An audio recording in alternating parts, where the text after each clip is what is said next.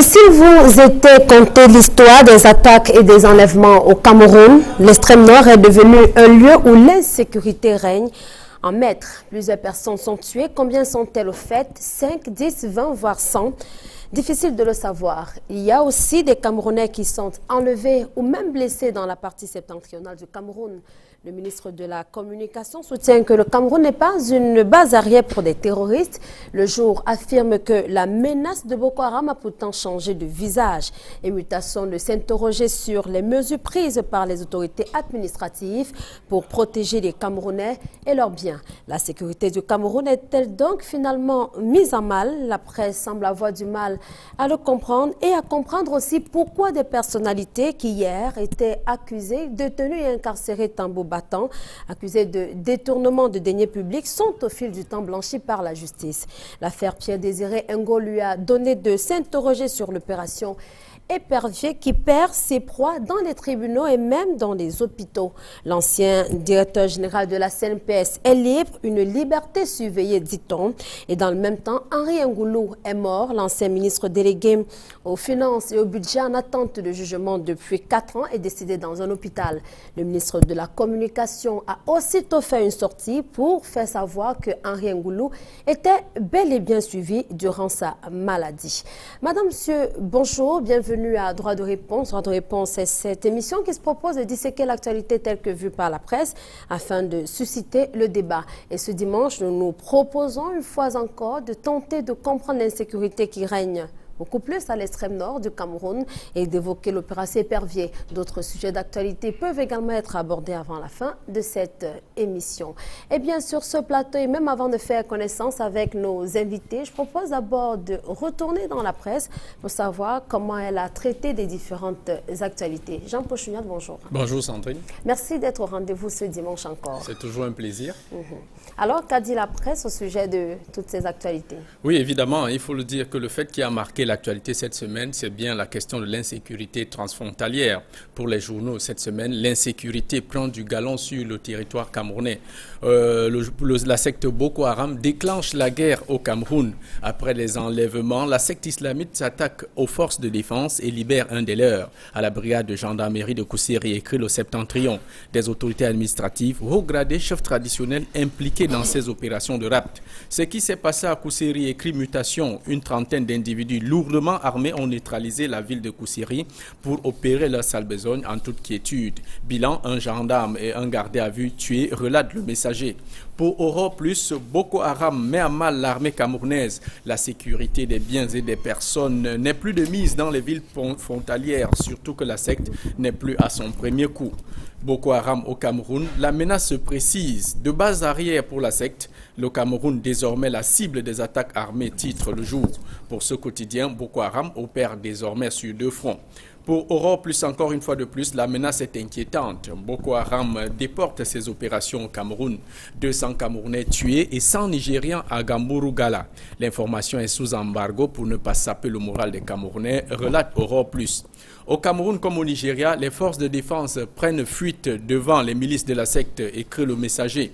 Du fait de l'insécurité, l'image du Cameroun fortement dégradée et sa destination classée à haut risque par des chancelleries occidentales. Risques routiers, tensions croissantes, agressions violentes sont monnaie courante dans le Septentrion, conclut le messager en réponse aux allégations du ministre de la Communication et du Tourisme. Messager classe abonné absent le système camerounais de sécurité. Pour la nouvelle expression sur la question de l'expansion du terrorisme à ciel ouvert, le gouvernement a commis 5 péchés. Le déni de l'ampleur de la menace, le manque de coordination, la méthode inadaptée, mauvaise connexion avec les populations, la mauvaise connexion avec les populations, la non-protection des témoins et informateurs plombe la riposte. Et le journal de conclure, à quoi sert le Conseil national de sécurité dans un contexte de guerre déclaré par un ennemi connu mais invisible? Le Cameroun, pas du tout au bout de ses peines avec d'autres attaques et enlèvements venant de la Centrafrique. Une douzaine de Camerounais enlevés à Garoua-Boulaye par une bande armée, écrivent le messager et Mutation. La chasse aux sorcières la chasse aux membres de la Séléka ou de la secte Boko Haram s'intensifie loin des points chauds. chaud avec cette incursion policière au quartier Aoussa de Bafan, titre Ouest Littoral. Sortons donc de ce sujet pour parler à présent de l'opération Épervier. Autre actualité de la semaine, c'est évidemment celle-là qui a marqué la presse. Si Etonde Koto est libre, Pierre Désiré Ngo est aussi libre, mais liberté surveillée après sa sortie de prison. L'ancien directeur général de la CNPS est interdit de quitter le territoire à titre le mutation. Un autre décès de l'opération Épervier, Henri Ngoulou n'est plus. L'ancien ministre délégué aux finances est donc incarcéré en Konegi, décède après un mois d'hospitalisation, écrit mutation.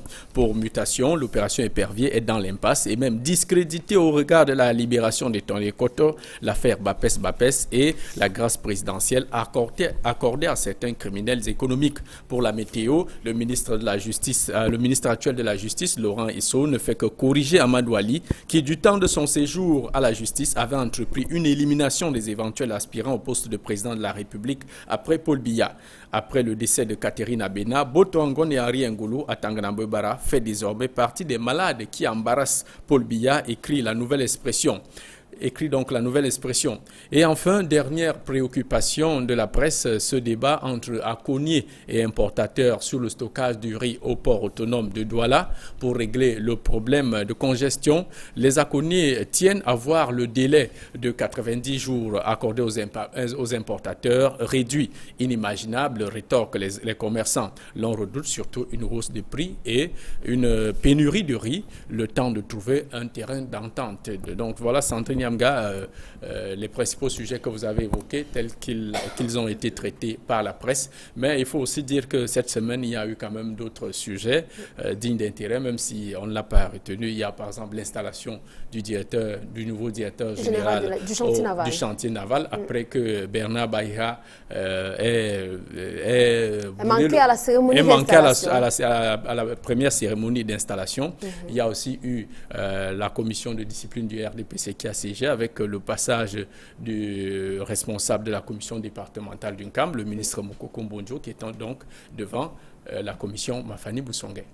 Et qui, selon les journaux, a été cuisiné par cette commission. On a comme vu également Jean Pochuniat, c'est M. Sanganyamding, également appelé devant cette commission de discipline ad hoc, toujours au sujet du département du NCAM, que l'on dit, avec le RDPC, avoir gagné dans trois localités, dans 3 communes sur les 4 comptes ce département. Surtout que les partis, pour le cas du NCAM, le parti qui a gagné là-bas n'était même pas implanté. Beaucoup de questions finalement autour de cette actualité. Bref, peut-être on y reviendra dans nos prochaines éditions de Droit de réponse. Mais en attendant, on va évoquer les autres sujets dont Jean-Paul Chuniat a parlé lors de la revue de presse avec nos invités ce dimanche. Faustin Djikan, bonjour. Bonjour Sandrine. Merci d'avoir accepté cette invitation. C'est moi qui vous remercie de m'avoir invité et de me permettre de retrouver votre beau plateau. Je profite de l'occasion pour saluer tous les copanélistes et tous les téléspectateurs qui nous regardent. Alors, comme copanéliste, juste à côté de vous, celui qui se fait appeler Sa Majesté Liona Fanda. Bonjour et bienvenue ici. Bonjour Sandrine, et c'est un honneur, tout à la fois un honneur et un plaisir pour moi d'être là aujourd'hui. Je voudrais donc saisir cette occasion pour, en sorte de mimétisme, dire un bonjour particulier à son Altesse Royale Jean-Yves Dieudonné et Bumbu Douala Mangabel, qui assurément doit être en train de nous regarder en ce moment. Je voudrais dire bonjour aussi au sous-préfet de Bassamba, de chez moi, M. Bandiadio Aurélien, sans oublier bien évidemment tous ceux qui sont toute la famille, et particulièrement, je voulais penser particulièrement à mes 2 petits-enfants, Abraham Michel Archange et Parker. Voilà. Bien, merci à vous. On aura certainement l'occasion d'en apprendre un peu plus sur certainement cette actualité, les actualités évoquées ici, telles que vous les voyez à votre façon. Cabra Libé Ringue, bonjour. Bonjour Sandrine et bonjour à tes nombreux téléspectateurs que je retrouve avec beaucoup de plaisir. C'est un plaisir également pour nous de vous retrouver sur ce plateau de droit de réponse, vous qui revenez tout droit du Sud, où vous me dites que l'actualité semble beaucoup bouger. Oui, pas comme à l'extrême nord, je suppose. Non, certainement pas, mais peut-être qu'on en est plus très loin parce que vous savez que je suis coordonnateur national d'une association qui s'appelle Vigipatrie et nous avons été saisis par des personnes dans le sud Cameroun, non loin de Bolova, où il y a une succession très calamiteuse dans une chefferie de deuxième degré. Mais bon, vous allez me dire en quoi ça nous intéresse. Mais c'est parce que, vous savez, si on s'en tient à la loi de 1977 qui organise les chefferies traditionnelles au Cameroun, je parle sous le contrôle d'une notabilité. Lorsqu'un chef décède, article 8, il faut consulter les notables et choisir dans la famille régnante celui qui va succéder au chef. Alors il se passe que dans une famille de chefferie de deuxième degré, en Bilbekon plus précisément, une famille se concerte et choisit le successeur. C'est alors qu'un ministre de la région, très proche du scandale de l'argent du pape et du scandale du troisième opérateur de téléphonie au Cameroun, a donc décidé de choisir dans cette famille quelqu'un qui ne sait ni lire ni écrire, je m'en tiens au texte, et de l'imposer comme chef de deuxième degré, à grand renfort de logistique de son ministère, en distribuant de l'argent au chef. D'ailleurs, il s'appuie sur un chef, un grand Manitou là-bas, réputé très misogyne, qu'on appelle le chef EFA, qui avait intronisé le chef de l'État, Nungi, et il lui sert de bras séculier pour corrompre les chefs, 30 000 francs à bout de bras, transportant des populations pour détruire. Donc, cette famille qui a saisi déjà le chef de l'État a donc jugé utile de nous alerter aussi on semble avoir pour aller suivre cette affaire. Alors, merci donc à vous, Cabra Libi. Merci également à Faustin Djikam et à Liona Fanja d'être là. Et on va dire bonjour à Maître Célestin Kengoum. Merci d'être au rendez-vous de droit de réponse ce dimanche. Merci, bonjour Sandrine, bonjour à tous les autres panélistes. Alors avec vous, certainement, on va comprendre au point du droit, on va le dire comme ça, avec votre œil également d'observateur et d'analyste au sujet des préoccupations qui seront posées dans le cadre de cette émission. Eh bien, commençons par nous intéresser à l'insécurité. On a beaucoup parlé cette semaine de ces attaques, de ces enlèvements de Camerounais, de ces Camerounais qui ont également été tués à l'extrême nord Cameroun. Faustin Djikam, comment vous avez apprécié le traitement de cette actualité par la presse? Au moment où vous me posez la question, je voudrais m'incliner devant la dépouille de l'adjudant-chef d'Absia Deni, qui a été abattu par ces criminels à la gendarmerie de Koussiri. Voilà un Camerounais de plus, une autorité de plus que le Cameroun vient de perdre sous les coups de boutoir d'une structure criminelle qui a encerclé le Cameroun, il faut le dire clairement. Parce que Boko Haram a encerclé le Cameroun. Les gens ne le savent peut-être pas et la presse n'est pas excessive. C'est pour cela que je voudrais ici encourager tous les confrères qui ont traité de cette actualité au courant de cette semaine et de la façon dont cette actualité a été menée. Parce qu'il faut le dire clairement, quand on parle de la criminalité transfrontalière, quand on parle de Boko Haram, il faudra remarquer que cela n'est plus seulement une seule affaire de nos frontières au niveau de l'extrême nord du pays. Vous avez entendu parler de Boko Haram déjà à Bafan. Il y a un journal qui a signalé. Précisément. Vous avez entendu parler il y a plus longtemps de Boko Haram dans la zone de Koutaba, à l'ouest du Cameroun toujours. Vous avez entendu parler de Boko Haram même déjà au niveau de l'Est. Alors, il faut comprendre que la situation est grave et les autorités gouvernementales doivent faire quelque chose. Descendre sur le terrain, comme ministre, saluer quelques autorités traditionnelles, donner des instructions aux autorités administratives, c'est bien, mais ça ne suffit plus. Il faut renforcer le dispositif sécuritaire au niveau de nos frontières. Il faut renforcer le renseignement. Parce qu'il y a dans tout cela ce qu'on appelle le renseignement prévisionnel. On a l'impression que ça ne marche plus bien au Cameroun. Regardez avec quelle facilité ces gens arrivent à rentrer sur notre territoire, s'attaquent à nos institutions, s'attaquent à nos compatriotes. Cela veut dire qu'il y a un problème de renseignement prévisionnel à la base. Parce que si ce renseignement prévisionnel avait été bien élaboré, eh bien, nos autorités, nos forces de défense auraient su ou auraient dû anticiper en temps utile pour que ce genre de choses n'y arrive plus. Vous vous souvenez que, parlant toujours de ce Boko Haram, Amnesty International a dénoncé le gouvernement nigérien publiquement au lendemain de l'enlèvement des jeunes filles. Amnesty International a dit clairement que c'est le gouvernement nigérian qui n'a pas été capable de faire quelque chose pour que cela n'y arrive plus. Très bien. Il ne faut pas On que reviendra ce qui arrive certainement chez le voisin- sur la collaboration, parce qu'il est clair aujourd'hui que le Cameroun dit bien vouloir coopérer avec les autres États, toujours au sujet de cette chasse contre Boko Haram. Mais il y a quand même une question que l'on puisse se poser, Cabral Libi. Est-ce que la presse a clairement pu définir les auteurs de ces enlèvements et de ces attaques? N'est-il pas si facile de dire que c'est Boko Haram qui est à l'origine de ces actes? Vous savez, comme on dit en communication, si vous ne dites pas ce que vous faites, les autres diront ce que vous ne faites pas. La presse, ne prêtez pas à la presse des pouvoirs qu'elle n'a pas. S'il y a un déficit d'information, la presse va supputer. Mais il y a des précédents qui laissent penser que ce soit Boko Haram. Moi, je crois qu'il faut féliciter les autorités administratives de l'extrême nord, notamment le gouverneur pour les dispositions qu'il prend, le préfet du Diamaré et surtout son premier adjoint, Bertrand Valère Bessala. Pourquoi je les salue? Parce que je suis au courant de tout ce qui est fait depuis un certain temps. C'est vrai que pendant longtemps, Boko Haram, pas pendant longtemps, Boko Haram a vite compris, quand ils ont été pourchassés du côté nigérian, qu'ils pouvaient se replier du côté camerounais. C'est pour ça que le ministre Chiroma a tort de dire, quand il dit que le Cameroun ne sert pas de base arrière.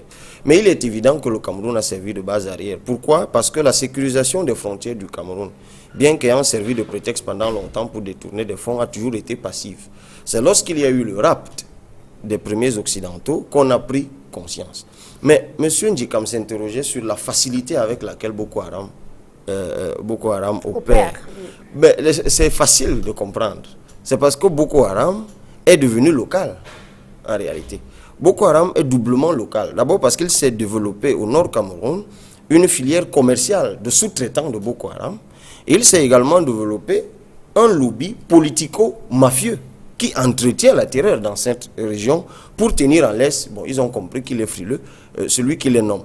Parce que, essayez de m'expliquer comment on peut arrêter le numéro 3 de Boko Haram, qui revient du Soudan avec des munitions dans des roues de véhicules, des roues de secours, et qu'on décide de le garder seulement à Koussiri, dans une petite gendarmerie qui va être éventrée si facilement par Boko Haram.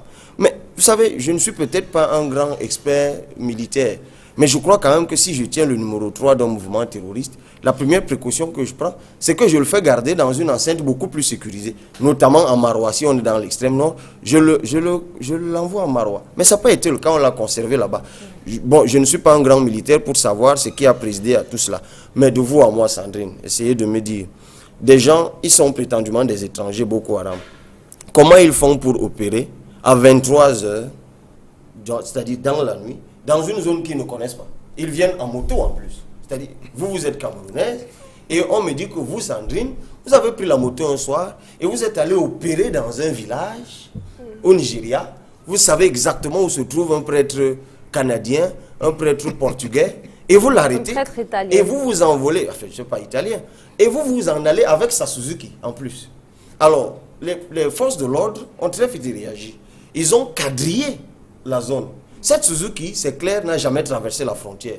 Où se trouve donc la Suzuki et les prêtres? J'ai lu dans un journal qui se demandait pourquoi les gouvernements italiens et canadiens ne réagissent pas. Mais c'est parce que ces gouvernements savent très bien que leurs compatriotes ne sont jamais sortis du territoire camerounais. Et c'est pour ça que Boko Haram n'a jamais revendiqué ce rapt. On connaît le mode opératoire de Boko Haram. Ils procèdent par des attentats, par des exactions comme les jeunes filles qu'ils ont enlevées, par les rapts depuis un certain temps. Bon, et puis finalement, maintenant, ils vont agresser même déjà des pays. Non, c'est des histoires. S'ils le font, c'est parce qu'ils ont des complices sur le terrain. Permettez-moi d'achever. Sur le territoire. On ne va quand même pas y passer la nuit en même temps. Oui, on ne va pas y passer, je suis d'accord. Ils ont des complicités qui leur disent exactement où se trouve quoi. Revenez à Koussiri. Est-ce que vous savez que ces gars ont commencé à pilonner d'abord la base de l'Essir? Ils ont distrait les militaires en pilonnant la base de l'Essir, puis finalement ils ont éventré le commissariat. Moi je dis simplement que René Sadi est allé récemment à l'extrême nord pour tenir une réunion avec le chef traditionnel, parce qu'il sait très bien que dans cette partie du nord, les chefs connaissent tout. Allez donc m'expliquer pourquoi Amadou Ali et les Pierre, qui sont descendus du même avion, n'ont jamais participé à cette réunion. Donc je veux bien que les gens prennent des milliards de francs, aillent s'asseoir pour prétendument négocier avec des chefs, mais on continue à donner l'impression que l'armée camerounaise est faible, même s'il est vrai qu'il faut revoir aujourd'hui comment harmoniser le BIR d'un côté et les forces armées régulières, parce qu'il y a une sorte de chevauchement là-bas, je ne sais pas trop de quoi je parle, mais je crois qu'il faut arrêter de faire passer le Cameroun pour un pays faible, que des vulgaires petits bandits peuvent venir humilier à tout le temps. Il y a des complicités internes qui sont dans les notabilités traditionnelles, qui sont dans la population locale, qui sont dans des lobbies politiques. Mais écoutez, pensez quand même à nous autres de temps en temps. Alors, Lionel Fandja, connaître le mode opératoire, le modus operandi de Boko Haram, suffit-il pour faire de ce groupe islamiste les auteurs des attaques que l'on enregistre au Cameroun ces derniers temps? On peut évoquer le cas de ces 18 Camerounais qui ont été pratiquement enlevés à la frontière. On peut également évoquer le cas de ces Camerounais, on en parlait tout à l'heure, de ces personnes qui ont été tuées autour de la brigade de gendarmerie de Koussiri. Bien évidemment, connaître le mode opératoire est un avantage certain pour que veut s'attaquer à ses adversaires. Mais je voudrais, tout en m'associant aux déclarations du ministre de la Communication, dire ceci, c'est-à-dire, vous savez, le Cameroun partage une très grande frontière avec le Nigeria, mais depuis un certain temps, on assiste à ce genre d'enlèvement. C'est évident, c'est facile à dire, Boko Haram. Mais qu'est-ce qui le prouve? Est-ce à dire maintenant? Cela pourrait nous amener à se dire que, contrairement à ceux qui veulent toujours nous faire croire que les renseignements au Cameroun sont tellement efficaces, parce que j'entends parfois certains dire que les renseignements camerounais seraient peut-être le 3e sur le plan mondial. Alors si tel était le cas, comment pourrait-on en arriver à une telle situation pour qu'on arrête? Et surtout, moi je voudrais que tout ce qui se passe démontre à suffisance que le gouvernement camerounais manque de proactivité. C'est-à-dire, ça fait depuis qu'on parle de Boko Haram, ça fait depuis que le gouvernement camerounais aurait dû prendre des dispositions pour ne pas être surpris ainsi. Parce qu'il est évident qu'en fonction de ce qui se passe au Nigeria, le Cameroun devrait d'une manière ou d'une autre servir de base arrêt à Boko Haram, dans la mesure où sur plus de 1600 km de frontières, il y a des espaces qui font en sorte que cette frontière soit suffisamment poreuse. Donc, moi, mon problème, je dis, le gouvernement a beaucoup plus manqué de proactivité. Ça fait depuis qu'on en parle. Même du côté de la Centrafrique, on parle de Séléka. La Séléka. Et puis, je dis, tout ce qui s'est passé en Centrafrique, excusez-moi d'en parler, parce que je dis, ce qui s'est passé en Centrafrique a été une surprise. On n'a jamais imaginé un seul instant qu'on puisse avoir une guerre de religion en Centrafrique. Alors, aujourd'hui, qu'est-ce que le gouvernement camerounais a fait déjà pour prendre les devants de sorte à prévenir un tel conflit au Cameroun, un tel conflit religieux? Ça encore, peut-être ils attendent que ça commence pour trouver les mesures. C'est en cela que je dis, il faut que le gouvernement fasse preuve de proactivité pour anticiper, ne pas toujours attendre ou réagir. Alors, Maître Célestin Kengoum, il y a quand même que dans la communication, ou bien dans la sortie du ministre de la Communication, Issa Chiroma Bakary, il a encore évoqué cette notion de droit de poursuite, la souveraineté du Cameroun. Alors, est-ce que le Cameroun devrait s'opposer à un droit de poursuite? Bon, s'opposer à un droit de poursuite. La notion de droit de poursuite en droit international a été utilisée pour la première fois par quelques puissances, je pense particulièrement aux États-Unis, qui, estimant que leurs intérêts sont menacés ou que la vie de leurs citoyens sont en danger, estiment qu'ils sont en droit de pénétrer dans le territoire d'un autre État pour poursuivre des criminels. Donc c'est en fait la manifestation d'une hégémonie. Le Cameroun a raison de s'opposer à ce qu'une autre puissance régionale pénètre dans son territoire pour poursuivre ou traquer des terroristes. A contrario, il appartient également au Cameroun de prendre toutes les dispositions nécessaires pour que son territoire ne serve pas de base arrière. Parce que, voyez-vous, ce qui s'est passé à Koussiri est un cas de belligérance. Je suis un pays qu'on appelle le Nigeria. Ma population est en danger et menacée tout le temps. Plus de 200 de mes jeunes filles ont été enlevées.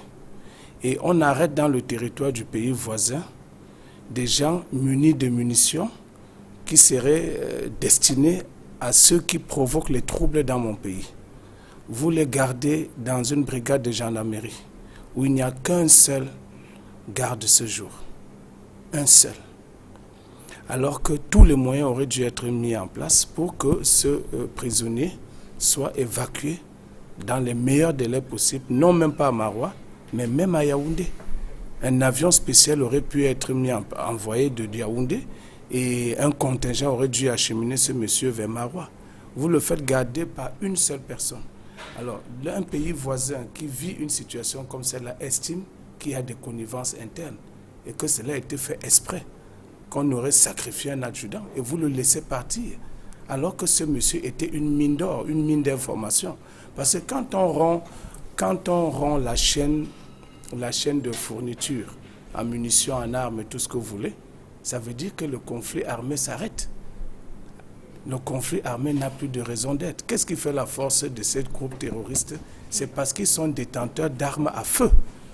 Et le Cameroun l'a laissé partir. Donc, lorsque vous refusez donc ce droit de suite, ça peut se transformer en un acte de belligérance, surtout quand vous laissez partir un monsieur comme cela, et ça peut provoquer ce que ça peut provoquer, un conflit interétatique. Alors, oui. Est-ce qu'il est donc possible d'envisager une collaboration entre le Cameroun, le Tchad, le Nigeria? Comment cela peut-il être fait pour traquer Boko Haram finalement? Ce n'est pas aujourd'hui que ça aurait dû être fait. Ça doit naturellement être fait. Regardez, pour vous qui circulez dans les pays occidentaux, je ne parle pas des États-Unis parce que c'est un État, même si c'est une composition de plusieurs États. Regardez ce qui se passe en Europe. Il y a une collaboration. Quand vous prenez un train d'un territoire à l'autre, il y a des gardes, des contrôleurs qui se relaient. Il y a tout un mécanisme mis en place. Il faut qu'il y ait cette mutualisation dans la lutte contre le terrorisme international. Donc ce n'est pas une affaire qui doit être déclenchée parce qu'il y a un cas. Ça doit être permanent. Cette collaboration doit être permanente. Mais voyez-vous, pourquoi est-ce que ces sujets n'intéressent pas les gens? Ça n'intéresse pas les gens parce que nous sommes entrés dans une ère de corruption qui détruit tout. Vous voyez, le déluge est venu, le déluge a été provoqué par Dieu parce qu'il était entré en colère à cause de la corruption du genre humain. La corruption détruit tout. La corruption affaiblit les populations. La corruption est à l'origine de la présence des hommes incompétents à des fonctions d'État. Pas plus tard que hier, j'attirais l'attention d'une autorité administrative sur la présence de Boko Haram au Cameroun et à Douala. Comment se manifeste le groupe Boko Haram? Il passe d'abord par un endoctrinement. C'est par un endoctrinement. Et le message est facile à recevoir pour ceux qui souffrent. J'attirais son attention sur la présence d'une mosquée qui diffuse des messages qui va au-delà même des questions spirituelles pour s'attaquer aux questions politiques. C'est même, il ne m'a presque pas écouté. Il était pressé. Alors, quand vous avez des sujets, des attitudes comme celle-là, c'est très dangereux. Donc, voilà comment ces gens pénètrent chez nous. Et pour finir, il y a une dizaine d'années, j'ai pris part à une conférence aux Nations Unies. Alors, on y reviendra, mais non, c'est 30 secondes, s'il vous plaît, je vous en prie. Sur la prolifération des armes légères et de petits calibres. Il y a beaucoup d'armes qui circulent au Cameroun. Vous, les journalistes, vous en faites état. Il y a beaucoup d'armes. Alors, aujourd'hui, vous pouvez avoir n'importe quel groupuscule qui se constitue, qui se crée, et se drape du nom de Boko Haram. Donc, il y a déjà beaucoup de Boko Haram au Cameroun. Alors, Faustin Djikam, avec tout ce qui a été relevé, que dites-vous à ceux qui estiment que la guerre est finalement lancée au Cameroun avec Boko Haram? Boko Haram a-t-il lancé la guerre au Cameroun? Bien sûr. Lorsque vous entendez ce que Maître vient de décrire, quand vous avez écouté attentivement Cabral Libi, vous vous rendez bien à l'évidence que la guerre est lancée. Et il y a de la complicité camerounaise dans cette affaire. Vous pensez que des gens qui ne connaissent pas le territoire... Comment est-il possible de le vérifier, cette complicité camerounaise? C'est facile. Je crois que Cabral l'a dit tout à l'heure. Oui. Des gens partent de chez eux. Il a même pris l'exemple sur vous. Vous êtes camerounaise. Et puis un matin, on apprend que vous êtes parti du Cameroun sur une moto et vous êtes rentré au Nigeria où vous êtes allé à un endroit bien précis. Vous avez pris en otage des individus, des compatriotes que vous avez ramenés dans votre pays. Vous voyez un peu? Alors, comment vous pouvez le faire si vous ne connaissez pas le terrain? Je vais vous dire quelque chose. J'ai parlé du renseignement prévisionnel tout à l'heure. Il faut le dire clairement. Le renseignement au Cameroun ne fonctionne plus normalement. Parce que s'il fonctionnait normalement, on ne serait pas arrivé à ce genre d'extrémité. Aujourd'hui, le gouvernement est presque dos au mur face à cette situation. Cela ne veut pas dire que nos forces de défense sont incapables d'apporter la riposte nécessaire. Mais cela veut simplement dire que nous avons une mission particulière aujourd'hui. Il faut sensibiliser les populations sur les dangers de la présence de cette organisation terroriste sur notre territoire. Vous et moi devons dire ou agir chaque fois qu'il y a un geste qui ne va pas, chaque fois qu'il y a un geste suspect autour de nous, pour que les autorités qui sont en charge des problèmes de sécurité et de défense prennent toutes leurs responsabilités. Mais au jour d'aujourd'hui, ce n'est pas le cas. Visiblement, ce n'est pas le cas. Donc, il faut faire très attention. Alors, Lionel Fanja, finalement, est-ce que les autorités administratives n'ont pas pris assez au sérieux cette menace de Boko Haram? C'est ce que j'ai semblé dire tout à l'heure. Cela ne date quand même pas d'aujourd'hui. Voilà, c'est ce que j'ai dit tout à l'heure quand je dis que voilà, c'est depuis qu'on en parle. Et puis, il ne faut pas attendre de réagir. Un gouvernement doit anticiper. Malheureusement, au Cameroun, le gouvernement, dans la plupart du temps, comment était-il possible pour le Cameroun d'anticiper? Voilà, avec Kingoum qui vient de citer un cas précis. Lui, il en a parlé. Il n'est même pas musulman, lui. Il en parle. Mais j'estime qu'il y a un conseil des imams au Cameroun qui sont suffisamment formés pour pouvoir déceler parmi les différentes mosquées qui nous distillent des prières à longueur de journée, laquelle des mosquées semble être sérieuse. Parce que sur le plan chrétien, il est pas facile pour les chrétiens de distinguer la bonne graine de l'ivraie. Alors, il faudrait donc que le conseil des imams, par exemple, se mette à la tâche et puisse assister les autorités à temps, surtout à temps, pour que le gouvernement anticipe. Parce que je dis, quand je l'ai dit tantôt... C'est le gouvernement qui devrait aller vers oui, surtout vice-versa. Ils ont des responsables. Ils sont organisés comme Conseil national des imams. Ça veut dire que de toutes les façons, ils peuvent, et évidemment, même s'ils ne réagissent pas, le gouvernement maintenant peut leur forcer la main. De dire, monsieur, assistez.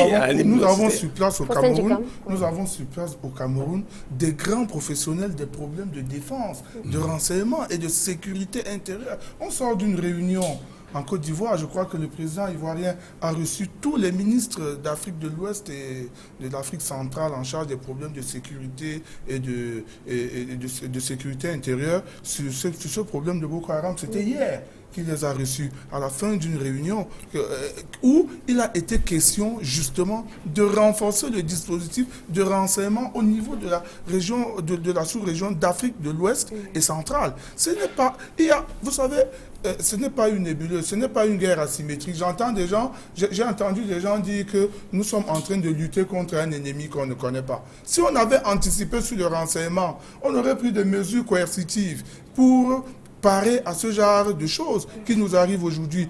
À tout moment, un membre ou bien de cette organisation terroriste peut cogner à votre porte, vous enlever, vous et votre famille, et s'en aller. Vous voyez? Parce que c'est ce qui se passe depuis un moment au niveau de nos frontières. Alors, et ça, c'est très grave. Non, je n'ai pas terminé. Oui. Je voulais dire qu'il est question pour nos autorités maintenant de sortir de leur bureau, de descendre sur le terrain, effectivement, pour faire quelque chose. Et ici, il faut attirer l'attention du chef de l'État. Le président de la République, c'est le garant des institutions républicaines. Et c'est lui qui a été voté par le peuple camerounais. Quand ça ne va pas sur une partie du territoire national, les ministres à eux seuls ne suffisent plus. Il faut qu'ils sortent du palais, qu'ils descendent sur le terrain et qu'ils rassurent les Camerounais. Vous voyez ? Qui rassure les Camerounais. Parce que les Camerounais ont besoin d'être rassurés. Quand vous êtes attaqué, par exemple, à l'extrême nord, comme c'est le cas en ce moment, à l'est, comme c'est le cas avec les éléments de la Séléka, et que vous ne voyez pas des autorités qui viennent vous rassurer, au premier rang desquels le chef de l'État, il y a un problème. Il y a un problème. Je voudrais dire que les autorités religieuses, les autorités traditionnelles doivent pouvoir travailler en synergie avec les autorités politiques. Donc ça veut dire que, comme disait Dikam, les autorités doivent sortir de leur tour d'ivoire, aller vers les autres.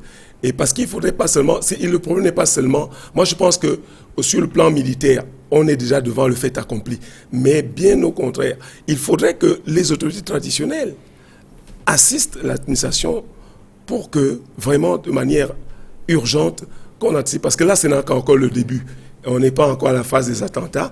Et je crois qu'il est important et urgent que les autorités camerounaises essaient de prendre toutes les dispositions de manière qu'on ne vive pas ce qu'on connaît au Nigeria. Ou en Centrafrique. Alors, que pensez-vous finalement des mesures qui ont jusqu'ici été prises? Cabral Libye, on parle de l'interdiction de circulation des motos à une certaine heure dans cette ville. Est-ce que cela va permettre de résoudre le problème de l'insécurité de façon générale dans cette partie du pays? Vous avez compris pourquoi je félicitais tout à l'heure les autorités administratives. Cela suffit d'interdire des motos-taxis de circuler? Non, évidemment non. Chacun fait son travail. C'est-à-dire pour l'autorité administrative, c'est au moins déjà ça. Parce qu'on s'est rendu compte qu'effectivement, les motos sont les moyens de transport de prédilection de Boko Haram, ou alors ceux qui passent pour Boko Haram. Vous savez, on sait aujourd'hui comment ils transportent les munitions et des armes. Vous dites ceux qui passent pour Boko Haram? Oui, mais je vous dis qu'il y a beaucoup de Camerounais qui sont recrutés dans cette affaire, qui sont devenus des sous-traitants. Mais je ne te coupe pas, je voulais ajouter de l'eau à ton moulin pour dire qu'au moment où cette criminalité transfrontalière prend de l'ampleur avec Boko Haram et autres, nous constatons que le phénomène de coupeur de route aussi baisse. En fait, les gars ont compris qu'il ne sert plus à rien aujourd'hui d'aller rester en route toute la nuit dans un bosquet à attendre un éventuel car qui va arriver pour braquer les gens et prendre quelques sous. Mais ils peuvent maintenant être recrutés par des éléments par cette organisation criminelle, voilà, où ils peuvent aller enlever Sandrine, enlever Maître et s'attendre à une rançon qui est plus importante. Je voulais dire sur les motos, qu'effectivement on s'est rendu compte qu'ils utilisent beaucoup les motos pour transporter des bidons remplis de munitions et tout le reste. Donc c'est une mesure. Mais il y a le volet militaire qu'il a évoqué, que Faustin évoquait tout à l'heure. Et à ce niveau, il faut harmoniser. J'ai évoqué de façon lapidaire tout à l'heure le chevauchement qu'il y a entre le BIR et l'armée régulière. Et il parlait du ministre de la Défense. Avons-nous véritablement le sentiment aujourd'hui que c'est l'armée régulière qui contrôle la situation sur le terrain? Non. Parce qu'on a deux armées et deux chefs. Vous avez le BIR qui rend compte à ses grands patrons, d'abord un blanc qui est au sommet là-bas et qui a nommé un nordiste là comme par avant, et ils rendent compte à la présidence de la République. Vous avez l'armée régulière qui, elle, rend compte au ministre de la Défense. Alors, vous voyez donc ce qui peut se passer sur le terrain lorsqu'il y a une information, le temps de la diligenter vers un chef, son propre chef, alors que l'autre armée est là et qu'elle peut agir, le temps que votre propre chef envoie au chef de l'autre armée, j'essaie de caricaturer un peu, enfin, pas de faire le croquis de ça pour que vous compreniez. Faire un dessin. Oui, un dessin. Ça fait que c'est plus compliqué. Donc il y a aujourd'hui un travail. Il y a peut-être pas un malaise, mais la presse en a souvent fait cas de temps en temps. Il y a aujourd'hui qu'il faut harmoniser au niveau de nos forces de défense. Et vous avez évoqué le droit de poursuite. Et c'est là où ça devient sérieux. Et beaucoup plus grave qu'on ne le pense. À partir du moment où Goodluck Jonathan a le sentiment que le Nord Cameroun est un lieu de plaisance pour Boko Haram. Ils font un rapt là-bas, ils viennent cacher au Cameroun. Ils viennent de temps en temps rapter un blanc ici, ils amènent là-bas, ils sous-traitent comme ils veulent. Ils viennent ici, ils se baladent. Les armes passent par le Nord Cameroun, c'est établi aujourd'hui. Les armes qui viennent du Soudan et ailleurs transitent par le Nord Cameroun pour aller au Nigeria. Et lorsque Goodluck Jonathan, je suis d'accord, le droit de poursuite, c'est vrai, en droit international, il est mieux élaboré en droit de la mer avec la convention de Montego-Bay de 1982, qui institue véritablement le droit de poursuite, notamment en mer. Lorsqu'un navire de pirates ou de bandits part des eaux internationales et va vers la zone économique exclusive ou la mer territoriale d'un État. Mais pour la lutte contre le terrorisme, on l'a bien vu avec les situations Ben Laden et autres, avec la légitime défense et les notions de légitime défense préventive.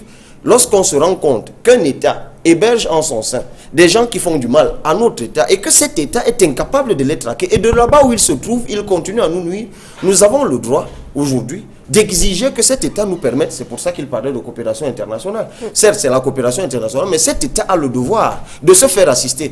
Mais est-ce que nous allons entrer sous l'assistanat militaire nigérian pour attraper quelques vulgaires bandits, simplement parce que dans notre territoire, la corruption qui est devenue endémique fait que les gens n'ont plus peur de rien, même du commerce des humains, on en est là aujourd'hui pour gagner de l'argent. Je crois qu'on ne peut pas donner l'impression aujourd'hui que le Cameroun est faible, et c'est pour ça que moi ça m'offusque.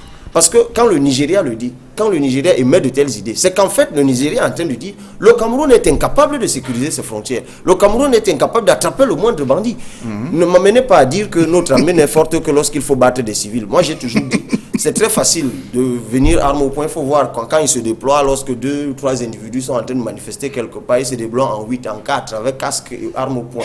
Mais non, là où on attend notre armée, c'est pas qu'elle vienne faire des parades devant des civils qui sont en train de manifester pour leurs droits, c'est qu'elle nous montre qu'elle est efficace, cette armée, en allant attraper ces bandits qui sont à l'extrême nord. Et là, je crois que s'ils ne le font pas, on va se retrouver malheureusement dans une situation d'assistanat militaire.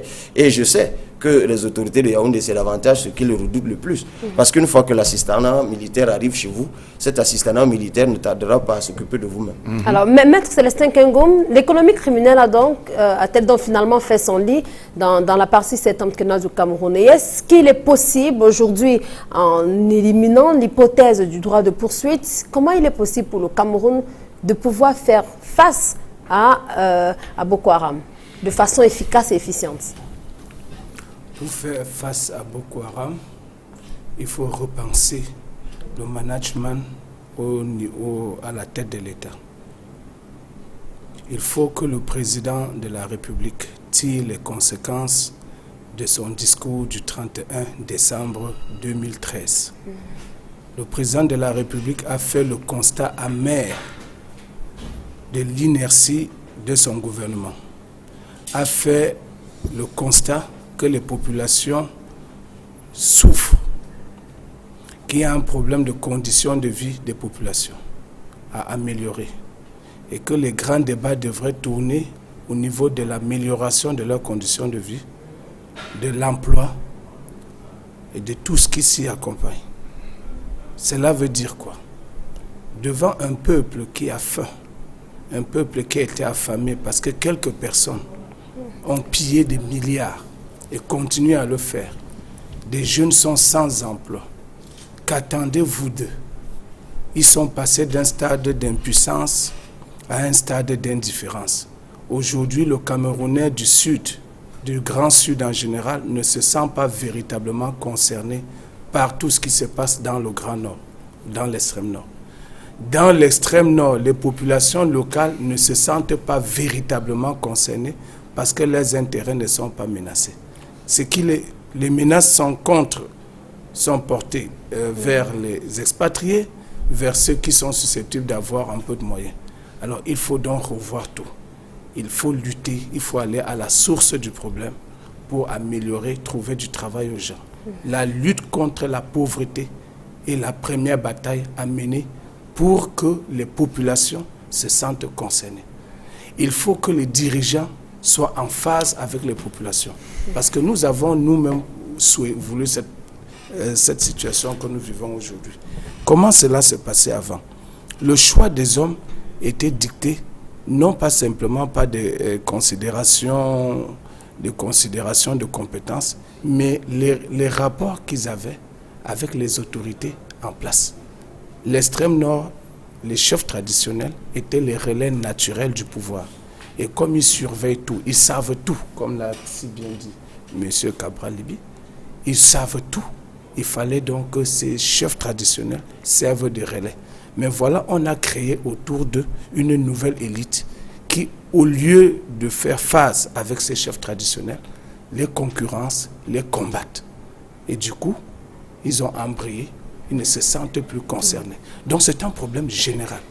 Il faut revoir les choses de fond en comble. La lutte contre la pauvreté, les choix des hommes compétents, des hommes intègres, qui peuvent s'adresser à la population en les regardant dans les yeux. Beaucoup de nos dirigeants ne peuvent plus regarder leur population les yeux dans les yeux. Vous parlez des dirigeants du Nord? Alors, pour sortir de la question, je ne parle pas du dirigeant du Nord.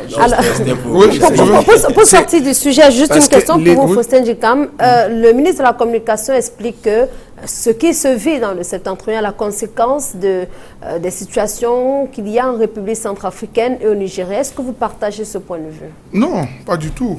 Je ne peux pas partager ce point de vue, d'autant que le ministre de la Communication, quand il le dit, c'est un homme politique, on lui demande de dire un certain nombre de choses. Peut-être parfois il dit et il ajoute le sien.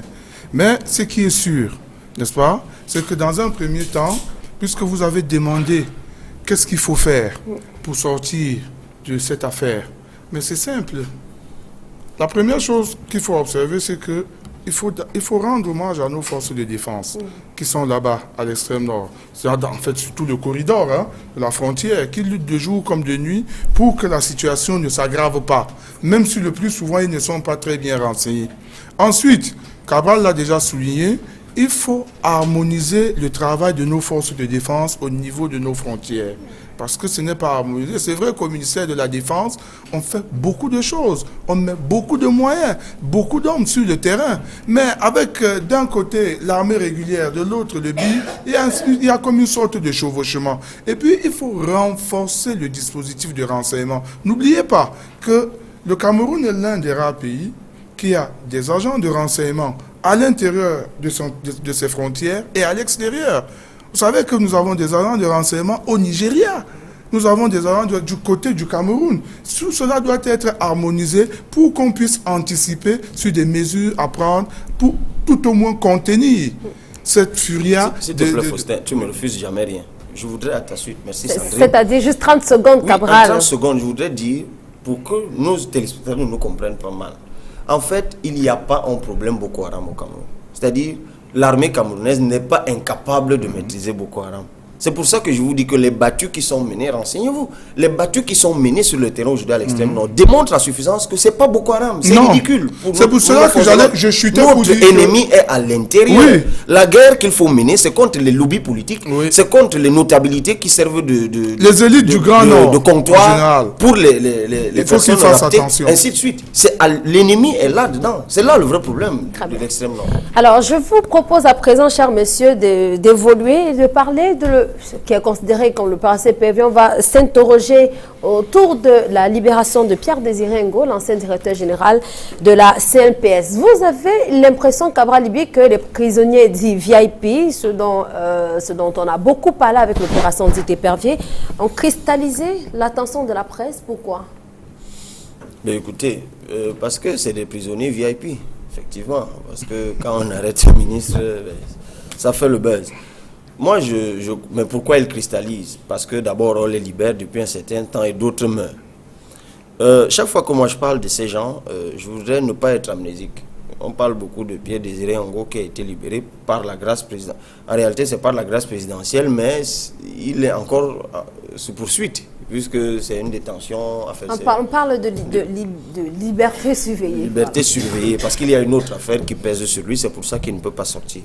Moi, je voudrais quand même me rappeler, pour M. Ngo en particulier, si vous faites un petit flashback, vous allez redécouvrir M. Pierre-Désiré Ngo, DG de la CNPS, torturant impunément des vieillards qui en sont morts. Revenez seulement dans ce qui s'est passé à la CNPS à l'époque.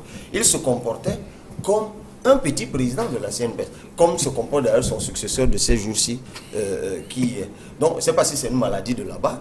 C'est un monsieur qui a torturé les parents des gens, les ancêtres des gens et tout ce qu'on peut être une malédiction. Et la presse annonçait cette malédiction. On disait, ce monsieur est maudit tous les jours par les vieux, il va mal finir. Et cette malédiction l'a attrapé un matin, non pas forcément parce qu'il avait torturé les vieux, mais c'est parce qu'il était devenu tellement fort qu'il a pensé qu'il pouvait remplacer, en créant des associations très fortes, celui qu'il avait nommé. Donc, maintenant... Et pourquoi faites-vous si facilement le lien entre sa gestion, son management à la CNPS et les faits qui lui sont reprochés? Non, mais écoutez, un point de vue totalement juridique. De quel fait?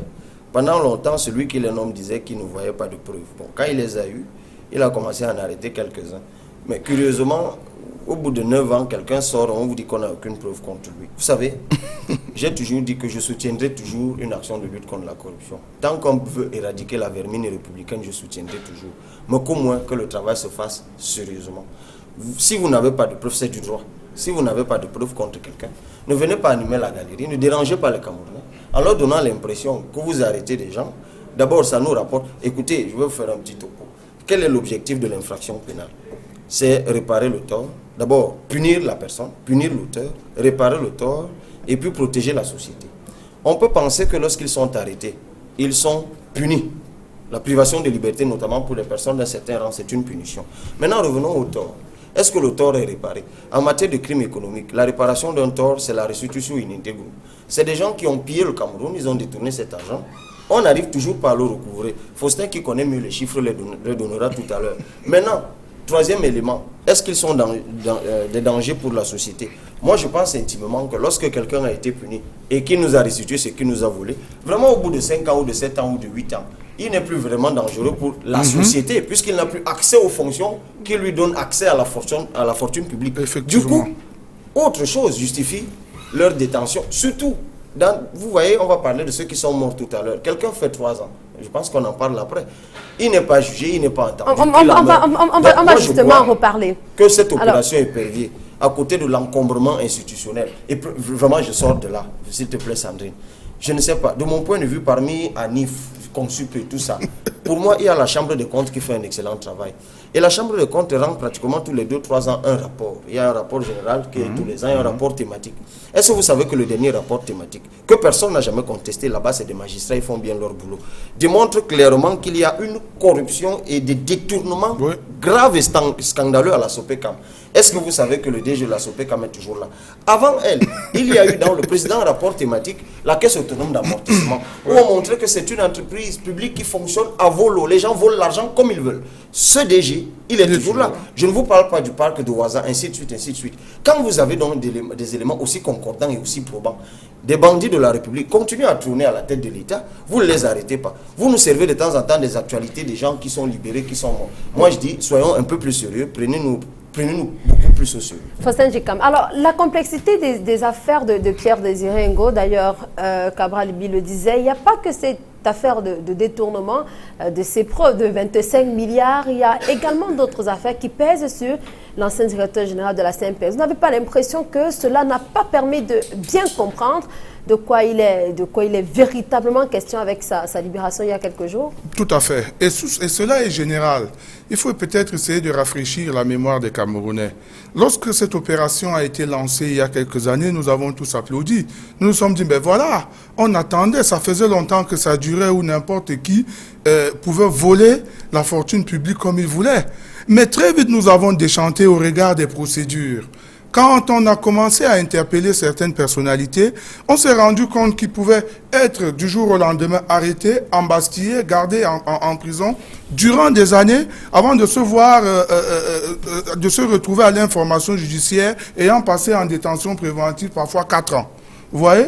Et au bout du compte, on s'est retrouvé dans des procédures compliquées où, à la fin, c'est le contribuable camerounais qui a perdu. Au moment de l'inventaire, il faudra bien demander un jour à M. Amadou Ali comment ça s'est fait que tous les dossiers concernant l'opération Épervier, qu'il a monté, qu'il a initié, qu'il a piloté, s'avèrent aujourd'hui vides devant les tribunaux.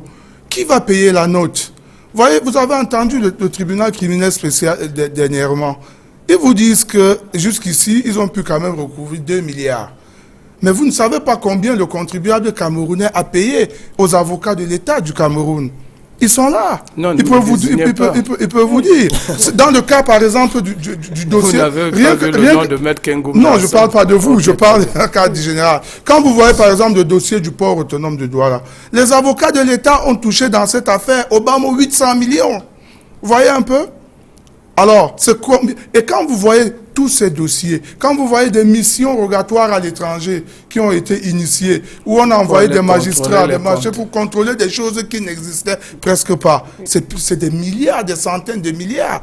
Nous avons publié, il y a quelque temps, une liste des magistrats qui avaient touché de l'argent que le président de la République avait remis à Amadou Ali de les soutenir dans le cadre de l'opération Épervier. Il y a des magistrats qui ont été surpris que les 100 000 francs ou 200 000 francs que M. Amadou Ali leur donnait dans son bureau étaient destinés à cette affaire. Donc c'est pour vous dire qu'au jour d'aujourd'hui, l'opération Épervier a été une opération de liquidation politique, une opération de règlement de compte où on l'a détourné de son essence de départ.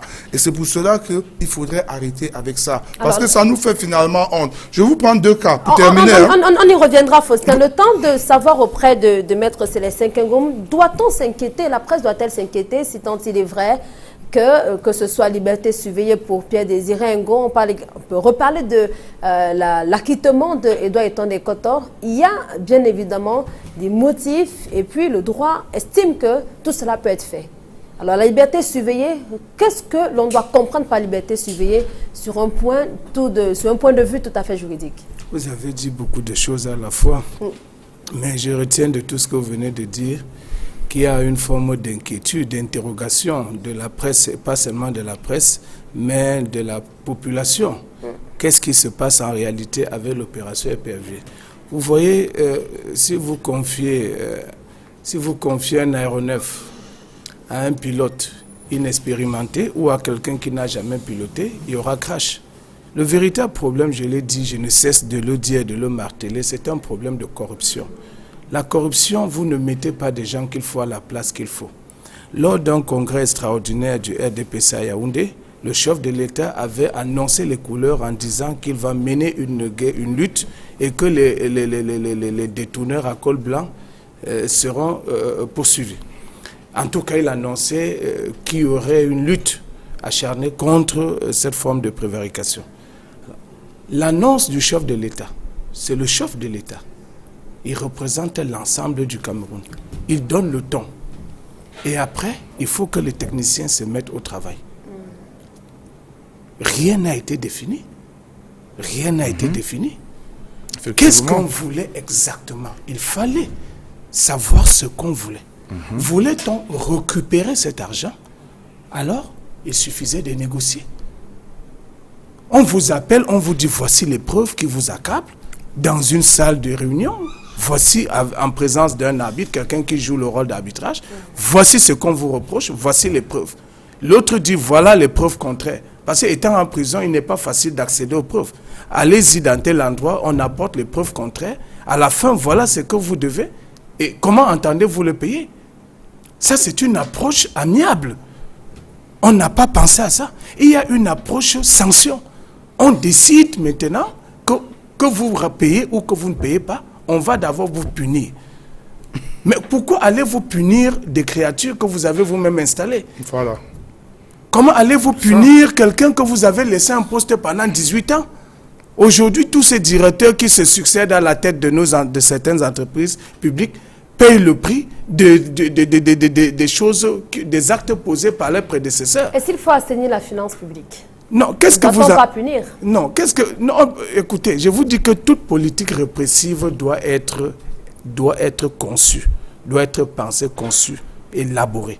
On ne se lève pas un matin, on arrête, on jette en prison, on saisit vos biens. Qu'est-ce que vous vouliez? Qu'est-ce qu'on voulait? On voulait mettre fin au phénomène ou on voulait punir ceux qui ont mis le Cameroun à genoux? Voilà deux interrogations. Si on voulait arrêter l'hémorragie, il fallait désigner des hommes compétents. Tout à l'heure, M. Cabral disait il y a comme une malédiction à la CNPS. Non, il n'y a pas de malédiction à la CNPS parce que M. Moutazé a été un excellent directeur général. Ça c'est vrai. Il a révolutionné la Caisse nationale de prévoyance sociale. Mais c'est lui qui est aux affaires aujourd'hui. Peut-être que vous ne connaissez pas son passé. Allez voir son passé. Voilà le véritable problème dans lequel nous nous retrouvons. Le choix des hommes. Tout se joue au niveau des hommes. Ça ne sert à rien de faire toute une longue littérature pour ne pas résoudre le problème à la base. C'est le problème des hommes et le problème de management des hommes. Parce que même un homme compétent, intègre, futile, là, lorsque vous l'oubliez au port pendant 15 ans, directeur général du port pendant 10 ans, mais il finira par confondre la structure à ses deniers propres. Puisque d'abord son parfum est même déjà collé au mur du bureau. Je vous assure que cette affaire... Avant de revenir à vous, juste donner la parole à Léonard Fanda, y a-t-il lieu aujourd'hui de douter de la crédibilité de l'opération Épervier? Il y a bel et bien lieu de douter de la crédibilité de l'opération Épervier. D'abord parce que on se rend compte que c'était une mise en scène dont le but était effectivement de liquider certains concurrents. Non, je ne pense pas que c'était une mise en scène. Non, moi j'appelle ça une mise en scène. Non, ce n'était pas une mise en scène. Laissez-moi parler. L'intention, je ne vous coupe pas, Majesté. L'intention n'était pas mauvaise. Au départ. L'intention n'était pas mauvaise, mais je vous dis que ça a été mal conçu. C'est les procédures. C'est votre par la point de vue. suite. Je vous le conseille.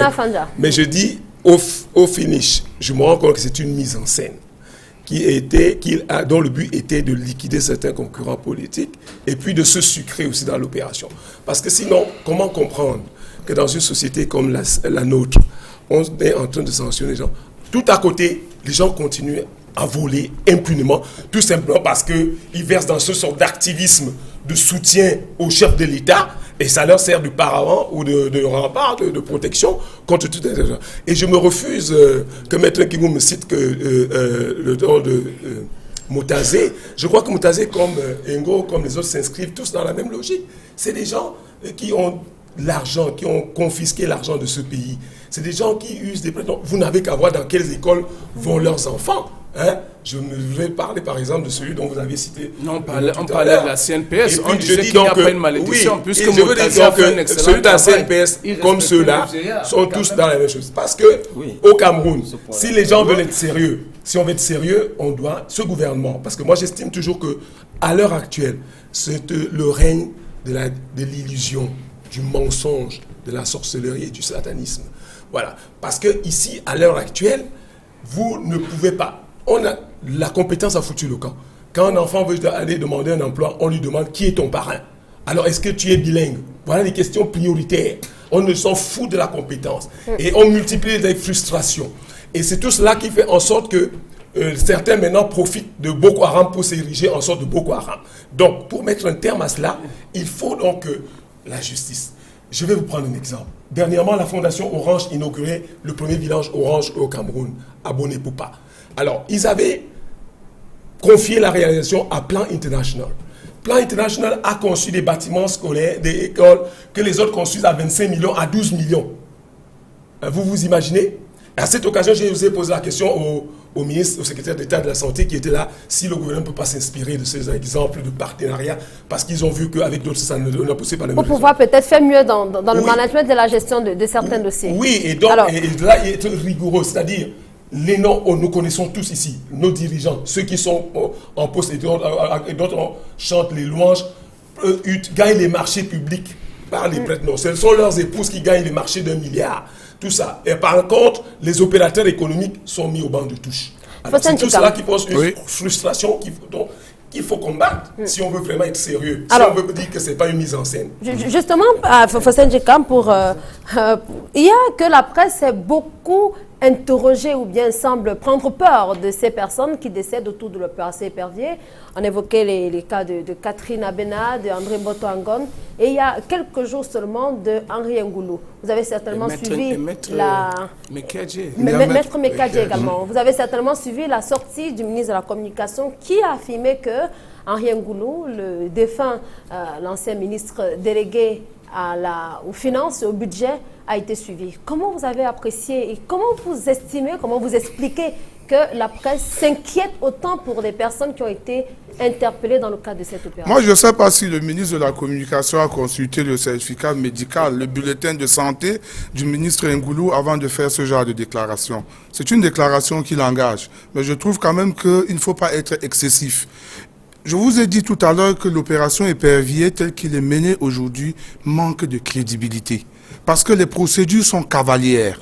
On arrête des gens, on les jette en prison avant d'aller chercher les preuves de leur culpabilité après, ce qui n'est pas normal. Vous avez parlé du cas Etonde Ekoto tout à l'heure. Je vous dirais par exemple que dès le départ, il était accusé d'avoir détourné, je crois, près de 100 milliards de francs. Au bout du compte, on s'est retrouvé avec quelques broutilles et à la Cour suprême, on l'a fait sortir. Je vous prends un deuxième cas, le cas Ekande Frédéric, dont on ne parle pas beaucoup. Et pourtant, il s'agit d'un cas justement qui prouve que quelque chose se passe dans cette opération qui n'est pas bonne.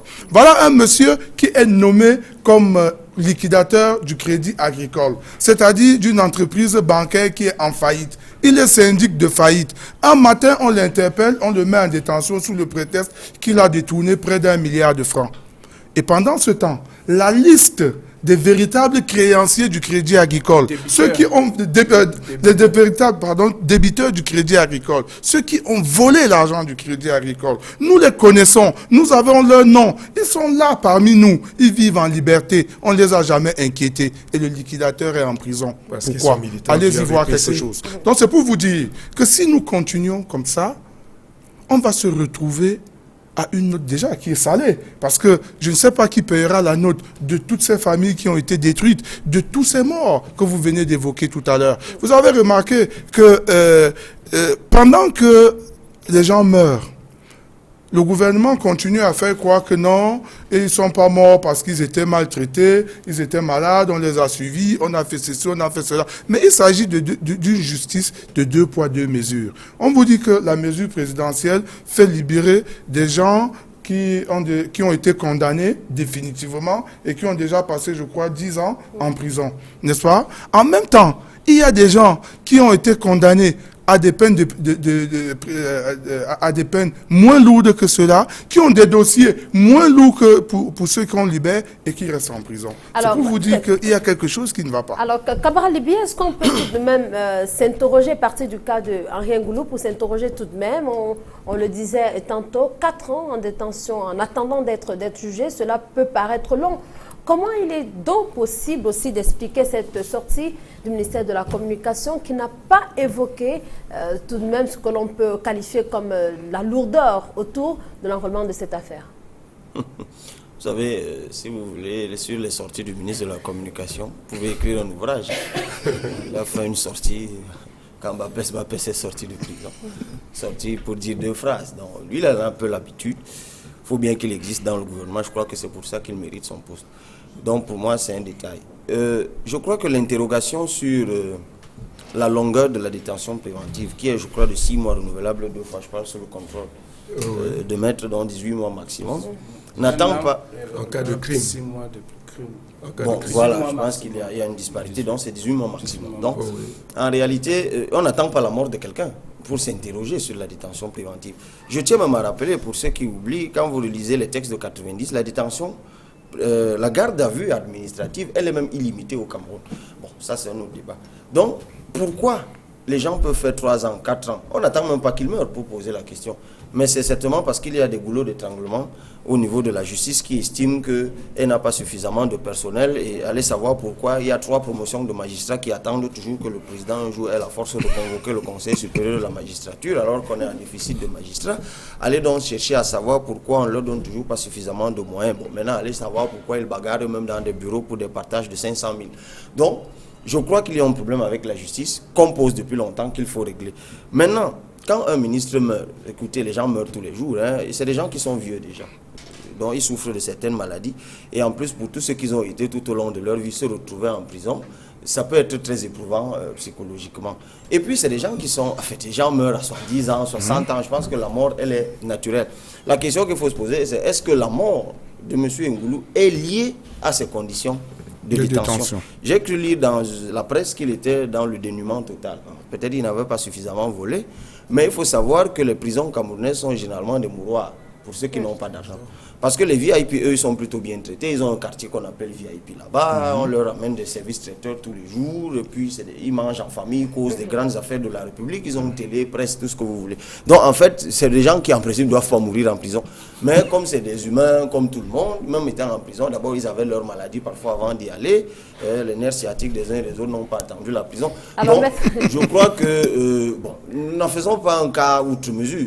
Monsieur Chiroma nous a dit qu'il était malade. Et je crois d'ailleurs que ce soit lui ou d'autres. Hein. Quand on est malade quand même à l'hôpital, on va à l'infirmerie. Quand c'est compliqué, on va à l'hôpital. Et il est mort à l'hôpital.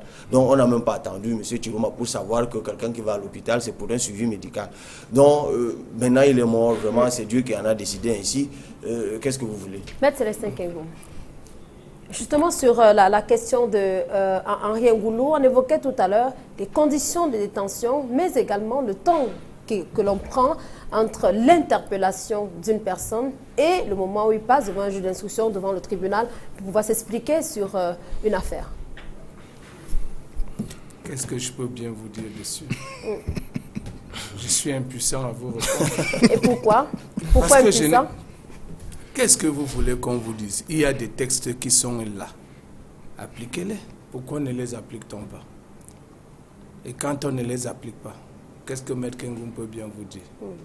Et donc la responsabilité, vous la rejetez sur qui? L'opération épervier dans son ensemble. Il n'y a pas eu suffisamment de communication. Monsieur Chiroma est incompétent à dire des choses concernant le milieu de la justice, même si le discours, certains discours ne sont pas préparés par lui, ça sonne faux.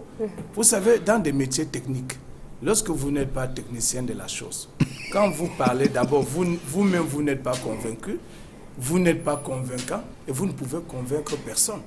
Il faut que ce soit... au ministère de la Communication, il y a le secrétaire général en poste. Qui est un grand magistrat. Un très très brillant magistrat. Si ce monsieur parle, ça sera plus convaincant. J'ai dit en lisant le même discours.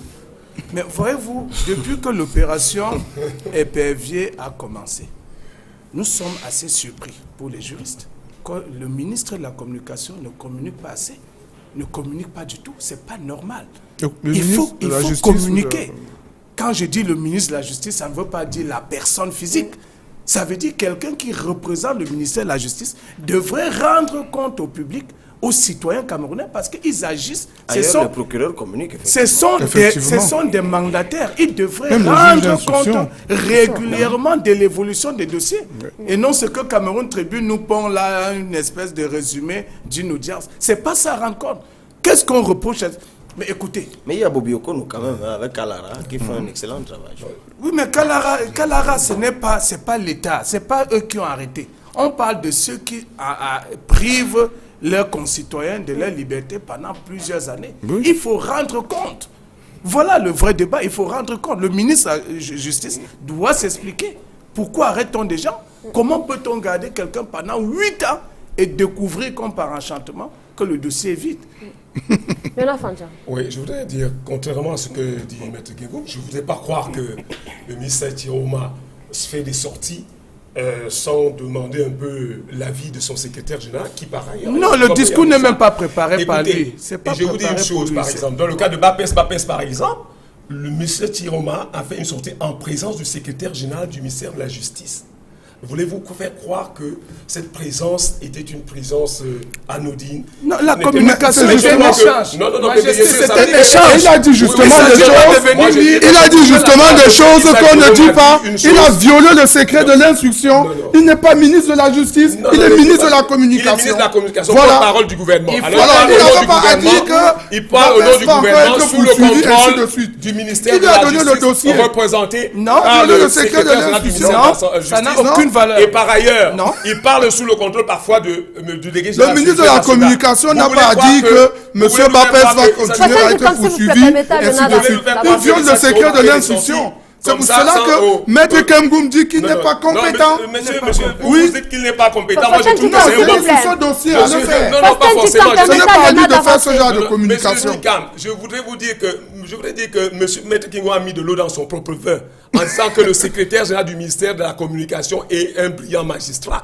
Et n'oubliez pas que chaque fois que le ministre de la Communication fait les sorties, il est à sa droite. Mais c'est pas parce qu'il est assis à sa droite que c'est lui qui a écrit. Mais monsieur, ce n'est pas ce genre de communication. C'est-à-dire quoi? Vous préparez un petit papier, vous le lisez, et ensuite il y a un échange. En fait, c'était même pas ça le débat. Ensuite, il y a un échange. Je veux simplement dire... Mais c'est ce qui se passe. Non, ça ne se passe pas, il n'y a pas d'échange. Pour ceux qui connaissent le fonctionnement... Il n'y a pas d'échange. Monsieur Tiroma va vous répondre sur le... Pour ceux qui connaissent le fonctionnement du Cameroun, ils savent très bien que la présence de certaines personnes dans des tribunes est parfois décorative. Lorsque votre ministre décide de parler, vous vous asseyez là, sans que vous ayez forcément participé. Donc, il nous reste juste quelques minutes à passer ensemble. Je partage justement cette information qui nous arrive à l'instant, Cabral Libi.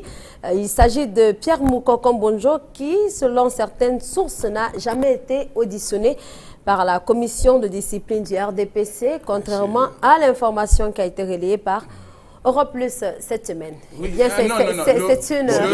Europe Plus a précisé, écoutez, on a donné un titre, mais il fallait suivre la fin. Exactement. Ça veut dire qu'il est passé au Conseil de discipline du peuple.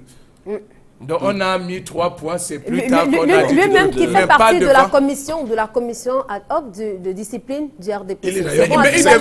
Mais il devrait passer cette commission. Et président de la commission départementale. Ce n'est certainement Bon, pas écoutez, l'objet. Non, Moi, il n'est je- pas passé. Il devrait D'abord- passer pourquoi? Ce n'est certainement pas l'objet du débat. Mais Non, c'est une partie pour dire qu'il devrait passer pourquoi. on y reviendra peut-être à une autre occasion. Non, moi je voulais juste dire que bon, d'abord ce sont les affaires du RDP. C'est les affaires du leur parti, affaire, mais parti, c'est ça. je crois qu'il finira bien par passer devant cette commission. Parce que Alors. lorsqu'on a convoqué le professeur Msanga Yamding, lui, Mokoko Mbonjo, était juge et parti. Oui, Parce qu'il il est est membre de la accusé. commission. Il est accusé par le professeur Msanga Yamding d'avoir choisi des gens qui ont fait perdre le affaire du RDP. riz, non? Alors. Donc de toute façon, c'est leur affaire, mais je crois Et qu'il finira bien on par rappelle tout de même que Pierre Mokoko Mbonjo est le président de la commission, a été président de la commission départementale des investitures. Oui, mais ça ne l'exemple dans pas le d'explication. Dans le CAM. Alors, Faustin Djikam, on va sortir très bientôt de cette émission. Je propose de dire un mot quand même sur cette bataille qu'il y a autour du riz, de l'importation du riz au Cameroun, notamment au port autonome de Douala, entre les aconniers et les importateurs de riz. On peut s'interroger sur une probable hausse du riz. Bien sur sûr, les bien étals. sûr, au regard de ce qui est en train de se passer en ce moment, de la bataille qu'il y a entre les aconniers et les importateurs. Il faut déjà dire, il faut faire deux observations très rapidement. Pour dire qu'entre 2004 et 2013, on est passé de l'importation de 300 000 tonnes de riz à près de 700 000 tonnes. Alors, quand vous allez voir les importateurs, ils vous diront qu'il est techniquement impossible, en 11 jours, comme le demandent les aconniers en ce moment, au lieu de 90, comme ça a été le cas, ça a toujours été le cas, de faire sortir le riz du port. Et ils ont parfaitement raison, puisque même les aconniers eux-mêmes vous diront que pour 10 000 tonnes de riz, par exemple, il faut passer 30 jours à travailler de jour comme de nuit pour le sortir du port. À la direction de la logistique du port, on vous 30 000 parle... tonnes. Oui, 10 000 tonnes, 10 000 tonnes, 10 000 tonnes. 10 000. À la direction de la logistique du port, on vous parlait même de 68 jours. Si vous faites 68 jours moins 11 jours, vous vous retrouvez à 57 jours de pénalité. Quand vous avez un sac de 50 kg qui passe un jour de plus au port de Douala, ça vous fait 100 francs. 10 000 tonnes, si vous faites très rapidement le calcul, vous êtes à 20 millions de francs tous les jours. Et en un mois, vous êtes à plus d'1,4 milliard. Alors, n'allez pas me dire qu'un importateur va payer 1,4 milliard sans aller augmenter le prix du riz. Donc, il faut faire très attention. Les aconniers, les importateurs et le gouvernement doivent s'asseoir à la même table pour régler cette situation. On a beau être du RDPC, on a beau s'appeler Jean-Ling Onana ou être sous ça, ce n'est pas ça le problème. Le problème ici, c'est qu'il s'agit d'une denrée de première nécessité qui est très délicat et nous sommes à la veille du Ramadan. Et vous savez très bien que nos compatriotes de la zone septentrionale du pays ne vivent presque du riz. En fait, le riz se retrouve sur nos tables tous les jours. Donc, il faut très vite s'asseoir pour aplanir ce problème. Sauf qu'il faut préciser à la fin que l'idée d'assainissement, de décongestion du port autonome de Douala est bonne. Mais il faut que les aconniers et les importateurs s'asseyent et s'entendent. sur la question. Voilà. Bon, les fonctionnaires camerounais sont champions à arrêter les titres, les papiers, les textes qui sont en contradiction avec la réalité sur le terrain. C'est ce qu'on peut dire en ce qui concerne le port, le riz au port. Mais je voudrais dire, par ailleurs, la production du riz doit être accélérée, comme le dit le ministre de l'Agriculture. Et n'oubliez pas que Tonga, c'est à l'époque allemande, on appelait Legosdorf, parce que comme le Lodorf. Alors aujourd'hui, les Chinois, ils sont venus en 1960 pour produire le riz. Mais aujourd'hui, on ne développe pas cette... Donc peut-être faudrait-il que Tonga, puisque le ministre puisse nommer un fils. Écoutez, je voudrais que par ailleurs qu'on puisse nommer un fils d'un Tonga, une édite d'un Tonga, ministre aussi de l'agriculture. Parce que c'est une vieille administration qui n'a jamais eu de ministre. C'est comme une malédiction. Les gens sont frustrés en Tonga. On nomme les ministres partout, dans Bazou, Banganté, mais jamais de ministre en Tonga. Et pourtant, il y a du riz localités comme le Lodorf. Hein? Et pourtant, il y a du riz à exploiter à Tonga. Il y a du riz à exploiter en Tonga. Et donc, je pense qu'il est important... Et le manque de riz sur nos tables peut engendrer une implosion sociale. Il faut le dire clairement. C'est une denrée de première nécessité. Moi, dans le prolongement de ce qu'ils ont dit, notamment Faustin, bon, peut-être pour beaucoup de ceux qui ne savent pas ce que c'est qu'un aconnier, le groupement des aconniers, l'aconnier désigne le manutentionnaire du port. Il faut qu'on se comprenne bien. C'est-à-dire ce sont les gens qui portent la marchandise du bateau pour l'entreposer et puis de l'entrepôt vers les camions de ceux qui en sont propriétaires. Alors, il se passe qu'effectivement, comme il l'a expliqué, il y a une réglementation au port qui fixe à 11 jours le maximum de temps pour sortir sa marchandise des entrepôts. Ça peut valoir pour d'autres marchandises, mais pour le riz, c'est beaucoup plus délicat. Oui. D'abord parce que le riz ne vient pas toujours emballé comme on le voit dans les boutiques. Parfois, le riz On vient appelle ça en le grosse vrac. cargaison. Il y a d'abord il faut prendre du temps d'abord pour l'ensacher. Ça, c'est une chose. Mais au-delà de cela, ce qui est plus grave là-dedans, c'est que vous ne dites pas suffisamment que c'est le groupe Bolloré qui est derrière. En fait, c'est eux. Le GEPAC, c'est quoi le groupement des aconniers? Là-dedans, vous avez la Douala International Terminal. Qui est un État dans un État. C'est le groupe Bolloré.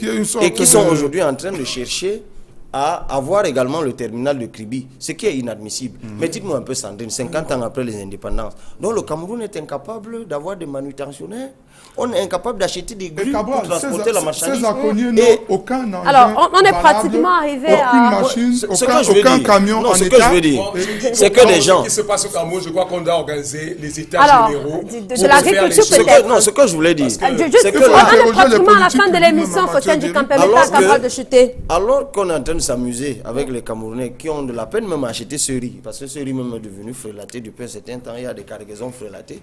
Il ne faut pas s'amuser. Ce n'est pas parce que les gens veulent se faire de l'argent sur des importateurs qu'ils veulent créer une situation de blocage au port pour mettre l'État en difficulté. Donc moi je dis encore que il faut nationaliser ce terminal. Moi, c'est ma position. Il faut laisser les importateurs tranquilles, faire leur travail dans les règles de l'art. Il faut nationaliser ce terminal. 11 jours, c'est techniquement impossible. Ce n'est pas possible. Merci à vous. Merci Lionel Fandja. Vous demandez des états généraux de l'agriculture. Ça arrivera peut-être. Général, parce que vous verrez ailleurs... On est à la fin de l'émission, Léonard. Les gens veulent bien se faire de l'argent, c'est bien beau. Merci à vous. Merci également à Faustin Djikampe. Merci d'avoir accepté cette invitation. Je remercie également Cabral Libé. Merci pour avoir accepté d'être avec nous sur ce plateau. Et nos remerciements également à Maître Célestin Kengon qui a accepté de partager ce moment avec nous. Madame, c'est ici que va s'achever cette édition de Droit de réponse. Je vous dis infiniment merci d'avoir été au rendez-vous. À dimanche prochain, c'est peut-être à dire au revoir.